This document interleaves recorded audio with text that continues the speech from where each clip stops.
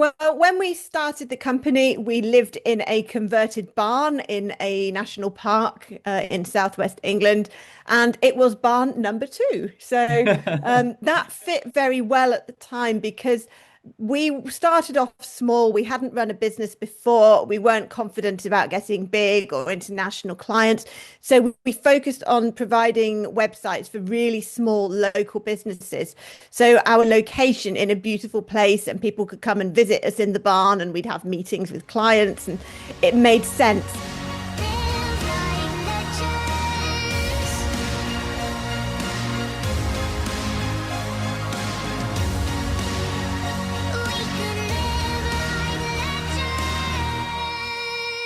From a boutique WordPress agency to leading one of the most trusted WooCommerce plugin brands, today's guest turned smart strategy and lean execution into a global success story. Welcome to WP Legends. I'm Gautam, co-founder of Seahawk Media, and today I'm joined by Katie Keith, co-founder and CEO of Barn2 Plugins, the powerhouse behind WooCommerce tools like Product Table, QuickView Pro, Wholesale Pro, and a lot more.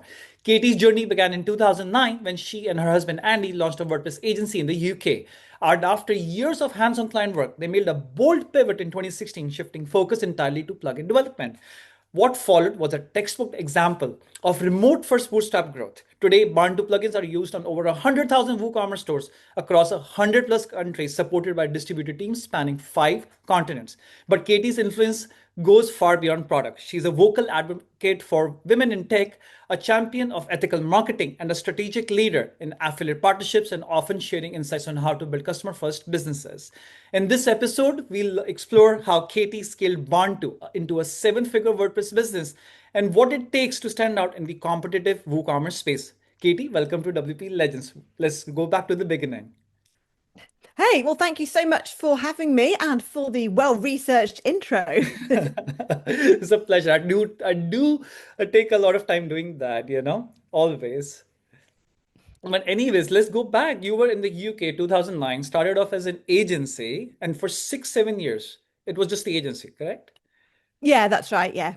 And then what made you suddenly decide to go to the WordPress plugin mode and that to WooCommerce? What was that moment? Well, we hadn't managed to scale the agency as much as we want in a way that suited us. So Mm. we scaled a bit by hiring freelancers and things like that. But I never managed to hire project managers. The customers, the clients weren't happy. I found that, I don't know, maybe I wasn't good at training people. We didn't want staff either. So that put limits onto how much we could Yeah, train people because yeah. everybody was a freelancer, and we were like, well, we don't want to become managers, we just want to run our business.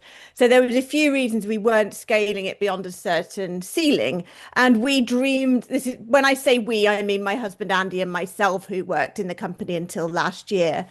So we dreamed about products, thinking that would be a better, more scalable business model.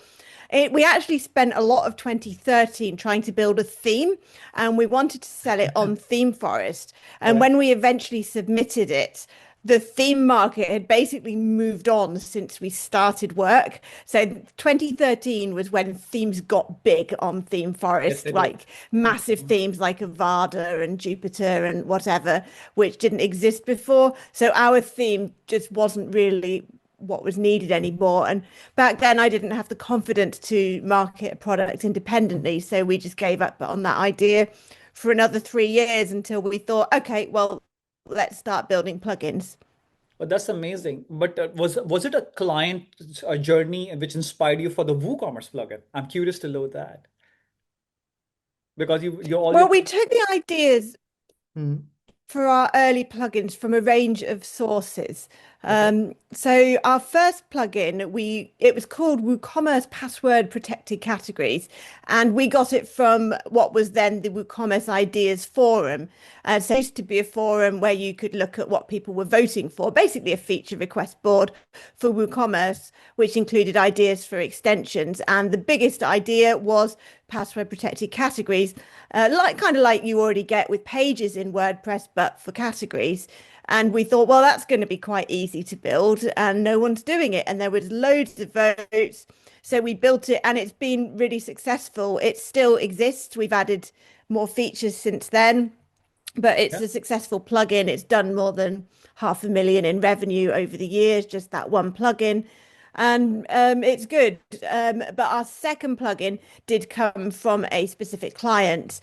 So a client paid us to write a custom plugin for him. He had lots of blog posts and he wanted a searchable table of those blog posts. So we built that, which was quite simple. And then we added more features such as settings pages and things like that, and released it first as a free plugin on WordPress.org to see if anybody was interested. And they were. So loads of people started sending us feature requests for things like listing custom post types in the table because it was just blog posts, custom field columns, custom taxonomy columns. So we built another plugin, Post Table Pro, and that's always done really well. But Got we've it. actually got two more premium plugins that came from that one client project. We've got WooCommerce Product Table, which you mentioned in the introduction, which has been our biggest selling plugin of all Discount time. manager. And that's Discount just a manager. table. Your discount That's manager not a also. table. That's not a table. Yeah, yeah, yeah. We That's have Discount Manager, although that's not kind of related in the same way. But hmm, the thing that really got us into WooCommerce was WooCommerce Product Table because it was so successful. got it. And it was just people wanting to list their e-commerce products in a table with things like quantity fields and variation drop downs. I So see. e-commerce specific stuff to create basically a quick order form. And finally, we've got our current best-selling plugin, which is also a table, but it's a document library with things like download buttons and file sizes and file types. So all of that from one small client product. Got it. And was it in the fashion space or jewelry space, I'm assuming, or something else, if you remember? It was a website about the teachings of a spiritual guru called Wow. Omram. Um, I would have it was never like guessed a that. yeah, it was really random. So it was articles about this guy and things he taught.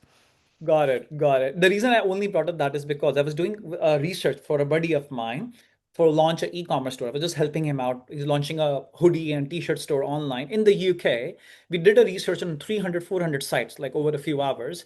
And almost 95% of them were on Shopify. I was like, what?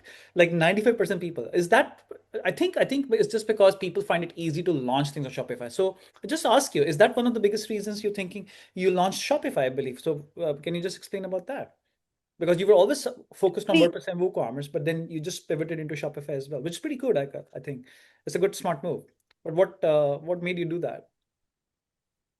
Yeah, we were always just WordPress and Hmm. WooCommerce until last autumn when certain drama started kicking off in the WordPress Yes, community, we know. and which scared me basically. I thought if the actions of one person can potentially affect the reputation of the industry I've built my business on, then the most wise business decision I can make is to mitigate that risk by being across multiple platforms. Now, we've always been a multiple product company. We have 19 premium WordPress plugins. So it makes sense that additional products that we're going to build are maybe not on WordPress for the time being so that we can spread that risk. So far, I can't say if it's worked or if it was a good strategy. We've just soft launched our first Shopify app, which is a bulk discounts app, and it's not live on the App Store yet, but we've sort of soft launched it, and we've made $24 in revenue so far, That's fine. which isn't quite the seven figures we get from WordPress, but it's a start. I think any revenue with anything new and the way you have been committed to this for over a decade, this is pretty cool. You've been dancing with WordPress way longer than I have at my agency. And like you mentioned in the starting of this interview, it is very challenging to manage multiple clients for sure. So a very smart move. And I think your commitment will definitely pay off for sure on the Shopify space as well. And like I mentioned, we did a research in I think a lot of Gen Zs and millennial like Gen Zs, I would say, who want to enter a category. They don't want to hire developers. They don't want to be dependent on developers, and they just find Shopify easy, unless they start, dancing with WordPress. But I think WordPress core is becoming stronger. It's becoming And I think everybody is respecting the way the plugins are being updated faster in the ecosystem. So what do you think about that over the past 6 months too, especially over the past 6 months? Do you think the core is becoming stronger? Is it exciting you slightly more about the WordPress Yeah, plugin? I think it's slowly moving in a better direction. The block editor project was kind of a good idea in that it is good for WordPress to have a page builder built in, Yeah, but it's taken a very long time, and I'm not sure they've always had all the priorities right in the pursuit of that particular goal. So I haven't been super happy of the way it's turned out, some of the usability, but the principle of having a block editor in WordPress that gives people that flexibility to design their own pages and so on is a good thing. So it's good that that exists and is continuing to move forward. It's just taking a long time, which I think is having an impact on WordPress. got it. And have you always been a remote company? What's your team size right now, if I may ask? Yeah, well, earlier I mentioned how we didn't want to hire a team, so it was very Yeah. much a lifestyle business in that sense that we worked from home. We had freelancers when we were an agency. So it was very much about that lifestyle freedom. So once the plugin business was successful, after a lot of freelancers, we realized that we were at a scale where it made sense to hire permanent team members. This was about 4 or 5 years ago now, and but it didn't even occur to us to create an office and have them. It's just not needed in WordPress. It does People are not. used to working remotely. You can access the best talent around the world. Where we lived is not exactly a tech hotspot, which was in the southwest corner of England at the time. Heaven. There aren't a lot of very experienced WordPress developers, but remotely we could choose the best in the world. Yeah, that's true. That's true. I think we used to have an office till COVID time, and then after COVID happened, everybody was forced to move remote, and after that, we decided never to go back to office because I think the same reason, access to talent, from all over the world, we get that. I think that's one of the smartest things when it comes to remote working. But creative agencies, I know for a fact, they still like to be in office and jam together. You've done incredible work with your own brand and your simplicity in your UI and UX. I believe it was you who has been always leading it for your own brand Barn too. And what was the origin of the name? Would love to hear that story also. The origin of the name Barn too. Well, when we started the company, we lived in a converted barn in a national park in southwest England, and it was barn number two. So that fit very well at the time because we started off small. We hadn't run a business before. We weren't confident about getting big or international clients. So we focused on providing websites for really small local businesses. So our location in a beautiful place and people could come and visit us in the barn and we'd have meetings with clients and it made sense. We were also barn2.co.uk at the time, which also made sense because we were local web design. And I we see. had no idea we'd end up being an international software company. True. So the .co.uk started being a hindrance, really. We don't have evidence of this, but we were worried it might reduce our conversion rate because people would see maybe it's a small scale thing, maybe it's not for their country. So we migrated to .com in probably 2000, something like that. And with the Barn 2, the name had stuck, and it's not the name I would choose now. But I've had some very good people in the WordPress space give positive feedback and say That's they like the phenomenal. name because I it's love it. personal. I personally love it. It's very memorable because I think is unusual because usually a lot of people use the word WP and all, in their branding also or Mm. something. So I think it's a very memorable and unusual name. So yeah, it worked well for you for sure. Yeah. I ask a question with from everybody, okay? And I love to hear everybody's own perspectives. So I want to ask you also, where do you think WordPress and WooCommerce is going in 5 years with the AI stuff happening? Not two, not 10, just 5 years. Think about Framer, Weebly, Wix, lovable now everybody's talking about thing. What are your perspective on WordPress in 5 years? I think AI tools will be a lot more sophisticated in 5 years. Both WordPress and WooCommerce Core have been a bit slow with adopting AI. That's Mhm. not particularly their fault. It's largely the nature of distributed self-hosted software that, for example, where does the AI key fit in?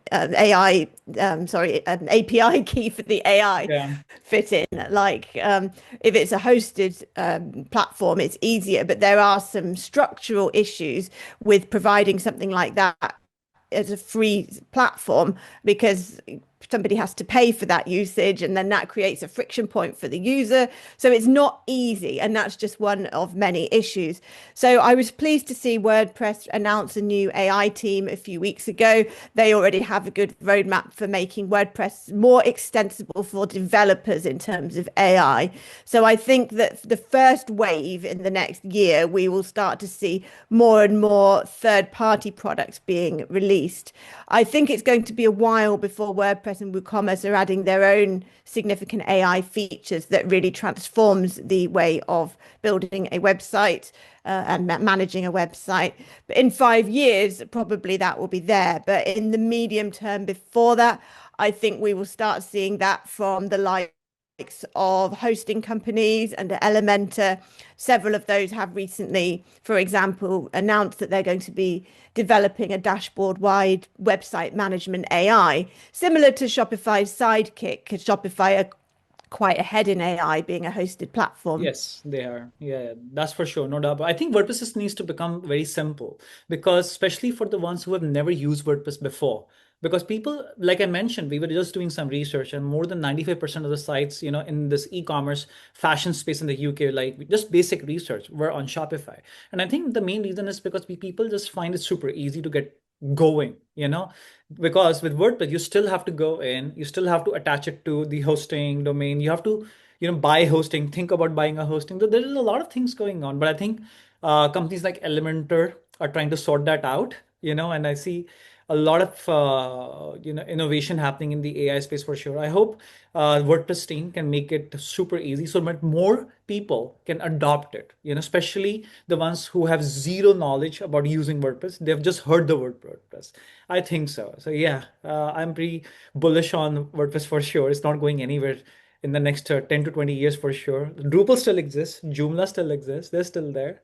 Uh, it is not going to go anywhere. That much is for sure. So, are there any shifts in the e-commerce market you're building around now, or is there any new plugin you're working on, or right now you're focused on your existing WordPress plugins? Right now, we're focused on our existing WordPress plugins and our Shopify apps. Okay. But working on Shopify has been really interesting because I can bring insights from both to benefit the other. So, for example, I Sure. often learn things from Shopify, whether it's how they do things technically, whether it's what the users want, what I learn at Shopify events, and I use it to benefit my WordPress products. So, for example, I discovered that for our WooCommerce Discount Manager plugin, and all other discount plugins for WooCommerce did not have a particular feature which is universal in Shopify discount apps, which is basically volume bundles where you have like a table to say buy two for $10, buy three for $12, that kind of thing. That doesn't exist in any WordPress product I've ever seen, and it's huge in Shopify. So I thought, well, I don't have any evidence that that is needed in WordPress, but they're all e-commerce. Why would That's a true. WooCommerce merchant not want that? So we're therefore adding that feature to our WooCommerce Discount Manager plugin, having learned it from Shopify. And similarly, I'm using insights from WooCommerce to inform our WordPress, our Shopify apps, and hopefully add some features that other app developers haven't thought of, but we know from WooCommerce are useful. Yeah, that's pretty cool. You always get to learn things, by default when you're doing that. So yeah, that's smart. Mm. Yeah, and I think your experience with the WooCommerce plugin world, and especially hyper focused in this space, is must have helped launch Shopify. If you were to do Shopify from ground up and you didn't have any experience, it would have taken you so much longer. It's just your experience in the WordPress and the WooCommerce space helped you launch with Shopify really quickly. Is that correct? It's because of that experience. Yeah, that's what I'm hoping because I feel It's really scary entering a new industry 'cause I know so much about WordPress. I'm so embedded in the ecosystem. I have so many contacts, which obviously helps. With Shopify, I am nothing. So I remind myself we are an established, successful software company. We do specialize in e-commerce. Therefore, I'm not starting from scratch. So it's been interesting embedding myself in the Shopify community, and getting to know people there. And I think they did give me a more respect because I do have this established WordPress company. Particularly, I noticed with marketing, a lot of them rely entirely on the Shopify App Store for their marketing. And they were really impressed at my skills in things like content marketing and YouTube. Affiliates. Um, so selling our products through our own efforts, which they don't know about. So I Mm. was even able to share information with them. So I'm hoping that my WooCommerce knowledge will help us develop better products, and also our marketing knowledge from WordPress will help us to get more sales in Shopify. So I'm hoping that Shopify people are actually searching for solutions on Google and AI and YouTube as users do. Yeah, and they find Barn2 directly. That's going to be pretty cool. So that means you're a very familiar face at WordCamps, and I think we always meet at WordCamps all the time. Sector. So are you going to be going to any Shopify events soon, besides WordCamps? Well, in the main Shopify events are in June. Okay. So I went to Toronto and there was two Shopify conferences in a row, which was kind of scary because I realized I'd never been to a conference on my own, because before I knew loads of WordPress people, I always went with my husband who was working on the business at the time. Yeah. So this June was the first time I've ever traveled to a conference where I knew nobody. But Yeah. I arranged to meet up with some fellow WooCommerce people who I knew from online and were expanding into Shopify like us. So it was quite nice that we got a bit of a group together and some friendly faces. And it was amazing, actually. I learned so much. A lot more actually than I do at WordPress events. And that's not a criticism of the WordPress events. It's just that it was all new for me. So there's a True. lot more low-hanging fruit in terms of my True. Shopify education. So my to-do list was huge. It was just so much takeaway real value that I got out of it. Got it. So you travel to WordCamp. Are you traveling to Portland as well? The WordCamp, this Portland as well? Yeah, You are? yeah, Okay, cool, cool. I know a lot less crowd is traveling, but hopefully the ticket sales are picking up now. I'm gonna see you there, so for sure, because I don't yeah. like to miss the big word camps, the US, the Europe, and the Asia ones. And I always tell our audiences and listeners that, and surprising, I meet so many people that they've never been to word camps, and how important it is for community. You are an advocate. You are a very strong voice on X.com as well for the WordPress community. So, any advice for people visiting WordCamp, especially for the first time, and how much has helped you personally and for your company for visiting WordCamps? Well, if you're visiting the first time, then Portland is a really great one to go to because Michelle Frechette, who's a big player in the WordPress community, has set up a new scheme. I forget what it's called, where she's basically going to buddy up new people with experienced people, Wow. so that they can introduce you to people and show you around and just help you get more out of your first WordCamp. But even if you don't do that, my advice is that you're probably an introvert because you work in WordPress. Most people are. So people are really nervous about their first WordCamp, but people are friendlier than you think. You really can just walk up to somebody at either the conference, in the sponsor hall, or at any of the side events. Just walk up to them and talk True. to them, and they will talk back and welcome that. And that's really scary at first. And I had to rekindle that skill at the Shopify events because in WordPress, I know so many people now that I don't have to do I know. that, but you Uh, can. And I used to do that. And people are welcoming. You just force yourself to do it, and then you'll know them, and they'll introduce you to people, and things will get better. I know. I agree with you 100%. I think the best part about WordCamp, and especially the booths and the sponsors also, is that they're not trying to sell you anything. They're just explaining to you what their plugin is all about, and excited to give you their swag. I think that's the best part about, going to booths. Nobody's force selling you anything. People should just go to the booths, learn about the new plugins, existing plugins in the ecosystem. It's what they have to offer. So I think that's very important. And I believe next Yeah, year, that's a really good point, actually. yeah. If it's your first WordCamp, bring extra space in your suitcase because there's a lot of free stuff. And for people at their first WordCamps, they enjoy collecting a lot of the swag. So make sure you've got extra space. And yeah, the sponsor hall is a great place if you are feeling a bit uncomfortable because you can just go up to any sponsor booth.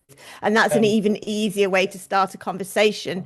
They will probably ask you what you do in WordPress, and that will naturally lead to a conversation.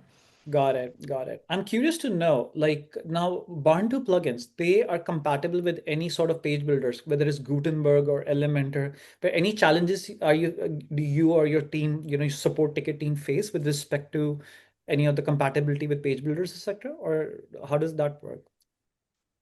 Well, we're a bit lazy because we still use mostly short codes.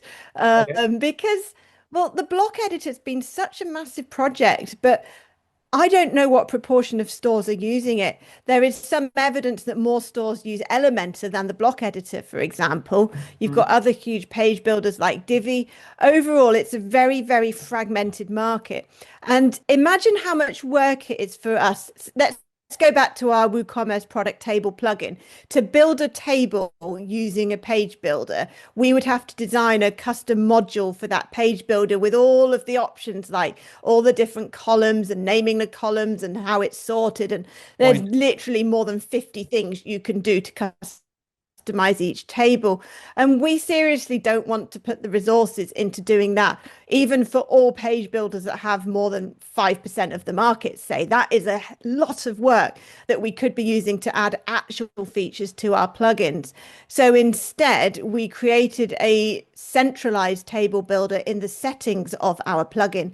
And then you can insert it to a page either using a Gutenberg block, which just selects your existing table, or you can use a shortcode to put it in any page builder. So that's how we get around the fragmentation of the market.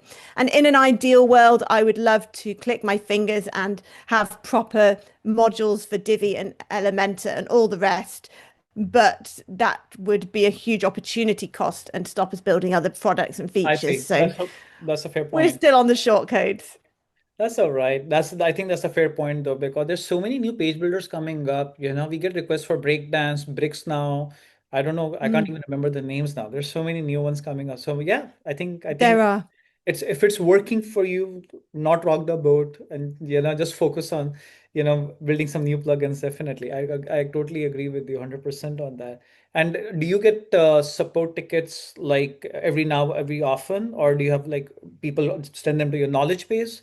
Like somebody stuck, with something. How does that work at Barn2? Yeah, we have a team of 8 support engineers, all full time.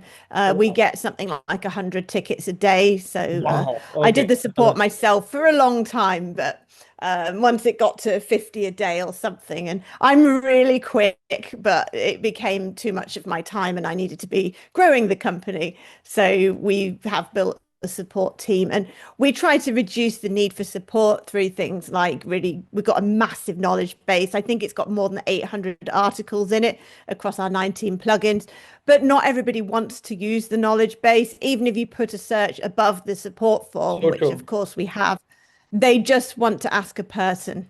Yes, I think that's true actually for us also, to be very honest. If we are stuck with something, even if I want to talk to my cell phone operator, we won't want to talk to a live chat and get it done. Isn't it true? It's just human nature. Yeah. We can't help like this. We can't ever do it. So I'm curious to know, like, what's the most surprising country where Bantu plugins being used, you think? Of course you have a client base from North America, Europe, everywhere. But where do you think? Yeah. Most surprising for Um, you? last time I checked, last Last time I looked, we'd sold to more than 120 countries.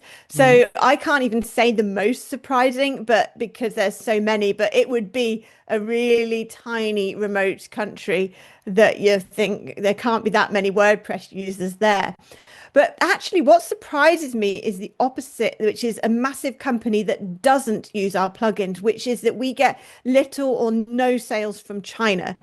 I know China is very different. Their internet is less open. I have checked that they can access our website and that we appear in their main search engine, which we do, but we do not get sales. So I think there's some quite fundamental issues which mean that WordPress is not particularly big in China. So that's what surprised me more. I am actually, I can't believe you said that. I was just speaking with somebody the other day, like, what can we do to enter the China market? Like, just hiring people, you know. Exactly. It's not just me. Yeah. Think about it. You're absolutely right. Like India, massive population, people have adopted WordPress with open arms, and I'm sure you have a lot of paying customers from India also, like other parts of Asia. But why China is surprising, how our Yeah. businesses can explode if somehow if we can penetrate the Chinese market. I totally agree with you. And I also read an article the other day that Japan, 80% of the websites now on WordPress. I don't know if it's right for you if you have a lot of paying customers from Japan also. But I Yeah, WordPress is huge in Japan. Yeah, it's big in Taiwan as well, of course. We had WordCamp Europe there last year. It's actual China that is not, doesn't seem to be using WordPress much. And I'm sure there's some, I don't know, political or technological reason or something. yeah, I that's think true. it's a difficult one to crack. I think there could be another reason, and I think this is what is going to happen, and this is something which I speak with everybody also, is because they might have the new internet already there. The new internet which I'm talking about is just using the your palm and paying with your palm or paying with your retina and your eyes. So I think they've evolved so much already, and I think that's going to happen in the next 2 to 5 years as well, with Sam Altman and Johnny Ive combining forces to create a new Android, iOS, or some new internet which we don't know of. Which doesn't, I'm not, taken aback by that because I wholly welcome technology. But I think if we just don't keep up with it, we will get left behind. So, which leads me to a quick question, like besides ChatGPT, of course, any other interesting AI tools which you are absolutely loving besides ChatGPT? Um, I've been using Claude more and more for All right. content optimization. So we do a lot of work on what's called content decay, which is existing blog posts that used to generate lots of sales that Oh, naturally drop their rankings over time. So you need to analyze where the low hanging fruit is in terms of which posts you should be optimizing and how oh, to optimize them. And there's a lot to do now as well because I'm hearing more and more recommendations on how to optimize your content for AI overviews so that you're more likely to be recommended by Google's AI overview, which a lot of people are using to before they even click on any of the links. So I've been using Claude to do those optimizations and have written quite a good prompt for that so that it analyzes the post and as well as making some specific changes that our marketing agency has recommended, it will look through and think about how to optimize for AI. So the AI is optimizing for AI. that's true, actually. I think that is very, very true because I think I saw a TikTok or Instagram post which is getting viral the other day that you should use JSON prompts for ChatGPT for very high quality content. But first ask ChatGPT to create that JSON prompt. So Yeah. using AI for AI, like you mentioned, and it works well, I think. Yeah, that's good advice. Yeah, because it can significantly improve your prompt and look for gaps in the logic of what you've asked. And when I'm doing deep research with it, for example, if I want to research a new product idea and the market gap and Yeah. opportunity and all of that, I will often start by asking it, can you improve the prompt? How can I ask you something better to get a more successful product at the end of it? Got it. So you're very involved with your content strategy at Bond too. Very, very involved with your content. Yeah, I'm not very good at outsourcing marketing. This is where I have failed. So, we've been Good stuff. working with the agency Ellipsis, that getellipsis.com since 2017. And they're very good at evidence-based marketing, which I'm a big believer in. So that's about actually knowing where your sales are coming from and using the data to make marketing decisions I see. rather than just work blind and throw money at marketing and you don't know if it's making a difference. But True. when I've tried to hire, for example, writers or marketing managers, it hasn't worked out. So I stick with Ellipsis and a small in-house marketing team. For example, we've got a YouTuber. Got it. Got it. I think I firmly believe that founders should be very involved with the content strategy, at least in the first year or so. After that, probably they can outsource, hire somebody to represent the brand tone, voices sector. But initially is so important. Whether it's a WordPress space or any space, it doesn't really matter. But that's about it. Anyways, we're just coming up on time. So quick rapid fire questions for you. Are you a coffee or a tea person? Neither. I'm a water person, and Oh, wow. everybody thinks it's really healthy, but I just never got into hot drinks. So it's not even a health decision. Oh my God, because I was about to say, if you said coffee, I would have said that if you go to WordCamp Portland, it's one of the best coffee I've had at a WordCamp. It beats everywhere, everywhere. Athens, I remember the Basel one, WordCamp Portland. Anyways, the food, coffee was really, really good. So that's pretty cool. And Yeah, what? it's really hard in society not drinking tea and coffee, particularly if you're British. I think that, like, for example, when I used to work in an open plan office with lots of other people, it was really weird that I would always say no because it's part of the bonding of the group It that someone's like, is "I'm making coffee. Do you want one?" And I would always say part of the no. bonding. And It's segue, whatever you want to say. It is like that. yeah. It's It's and weird, and it's when people stop offering me a tea or coffee, I know they have finally got to know me, and it takes a long time. I see. I see. That's a good one. And what WordPress plugins you love, besides your own, of course. It could be SEO, could be site optimization, could be anything. There's so many. Oh, I I don't know. My mind has gone know. blank. What's on our site? Yeah. Security, God. speed. See, security, optimization, SEO form. Let's talk about that. Just random, whatever comes to your Well, mind. I use Yoast SEO. I Okay. use Yoast SEO and I like how it makes recommendations on improving your content. I think it's weird that WordPress doesn't have SEO titles built in, for example. I'm not a huge believer in security plugins. I think that if you follow the best practices and have good hosting, it's Hmm. not particularly necessary. I think hosting is very crucial, and I always try to educate my customers and my listeners every time that never compromise on managed WordPress hosting. Go with anyone which Yeah, you do your research. You go with whomsoever you want, but just don't compromise on managed WordPress because it's not only that you're getting backups, it's also you're getting performance. And yeah, you're right. Nowadays, hosting is evolved so much that if you have a good host, they take care of practically everything. So that's pretty cool. Anyways, so that exactly. Yeah. yeah. So, anyways, I'm going to see you in 20 days from now, 20, 25 days from now at WordCamp Portland. Have you booked your tickets already? Because you have a long journey. Yes, and I'm doing a talk, so now you've just scared me Oh, because I've only got wow. 20 Wow. days. Really? I Yeah. didn't know that. WordCamp US. Okay. Yeah. Yeah, it's with Matt Cromwell. It's a masterclass for product builders on what the top product companies do differently. Because Oh, we wow. believe that there's often not enough for product people and business people at WordCamp. So we wanted to change that. Oh, So we wow. have to That's very write good. it now. Oh, Matt Cromwell from was the co-founder of GiveWP.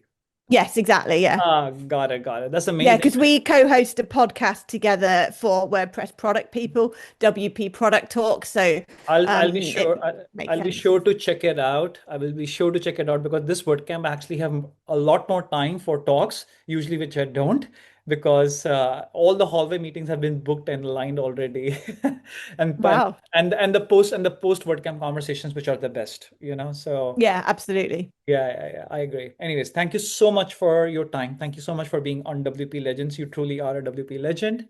And I wish you best with your Shopify and your talk at WordCamp US. See you in a few weeks.